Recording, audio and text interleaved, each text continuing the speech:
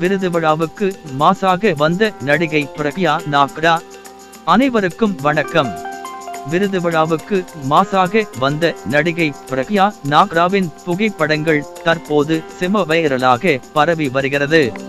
TikTok மூலம் இளைஞர்கள் மத்தியில் பிரபலமானவர்தான் பிரக்யா நாக்டா. சோசியல் மீடியாக்களில் மிகவும் பிரபலமான இவருக்கு சின்னத்திரையில் நடிக்க வாய்ப்பு கிடைத்தது. தற்போது சின்னத்திரையில் இருந்து வெள்ளித்திரையில் பிஸியாக நடித்து வருகிறார். நடிகர் ஜீவா நடிப்பில் வெளியான வரலாறு முக்கியம் என்ற படத்தில் ஜீவாவுக்கு ஜோடியாக நடித்திருந்தார். இப்படத்திற்கு ரசிகர்கள் கலவையான விமர்சனம் கொடுத்திருந்தது குறிப்பிடத்தக்கது.